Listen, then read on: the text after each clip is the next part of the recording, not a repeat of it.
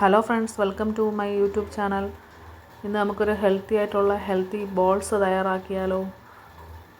അതിന് വേണ്ടി നമുക്ക് കുറച്ച് ഇൻഗ്രീഡിയൻസ് വേണം. ആദ്യം പംകിൻ സീഡ് വേണം, അതുപോലെ തന്നെ sunflower seed, flax seed, chia seed എന്നിവ വേണം. അത് കഴിഞ്ഞിട്ട് നമുക്ക് വേണ്ടത് ബദാം വേണം, എള്ള് വേണം, കറുത്ത എള്ളാണ് ആവശ്യം, ഏത് ഇഷ്ടമുള്ള എള്ള് എടുക്കാം. ഈന്തപ്പഴം വേണം. ഇത്രയും വെച്ച് എല്ലാം കൂടി മിക്സ് ചെയ്യാം. നന്നായി മിക്സ് ചെയ്തിട്ട് ഒരു പാനിലോട്ട് മാറ്റിയതിന് ശേഷം നമുക്കിത് നന്നായി മിക്സ് ചെയ്യണം.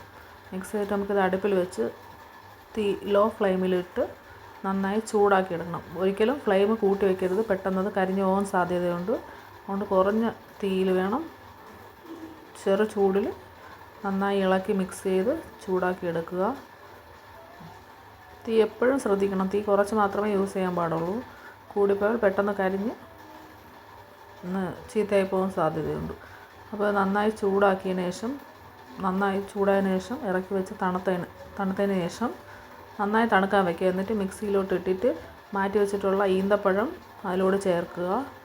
എന്നിട്ട് മിക്സിയിലിട്ട് നന്നായി പൊടിച്ചെടുത്ത് അപ്പോൾ ഒരു കട്ടിയായിട്ടുള്ള രൂപത്തിൽ കിട്ടും നമുക്കത്. അത് ചെറിയ ബോൾസായിട്ട് ഉരുട്ടിയെടുക്കുന്ന പരുവത്തിലാകുമ്പോൾ എടുത്ത് നന്നായി ഉരുട്ടി ചെറിയ ചെറിയ ബോളുകളായിട്ട് ഉരുട്ടിയെടുക്കണം.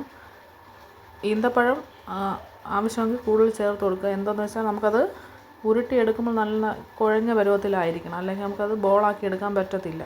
അപ്പോൾ ആവശ്യത്തിന് ഈന്തപ്പഴം ചേർത്ത് നന്നായി ഉരുട്ടിയെടുക്കുക. ഇത് ഉരുട്ടി ഒരു ബോളാക്കി വെച്ചതിന് ശേഷം എയർ ടൈറ്റായിട്ടുള്ള കണ്ടെയ്നറിലിട്ട് യൂസ് ചെയ്യാം, ഫ്രിഡ്ജിൽ സൂക്ഷിക്കാം. ഇത് കഴിച്ചാലുള്ള ഗുണങ്ങളെന്ന് പറഞ്ഞാൽ ഹെൽത്തി ആയിട്ടുള്ള ഹെയർ വളരും, സ്കിന്നിന് വളരെ നല്ലതാണ്. എല്ലാവരും ഒന്ന് ട്രൈ ചെയ്ത് നോക്കിയിട്ട് അഭിപ്രായങ്ങൾ പറയണം.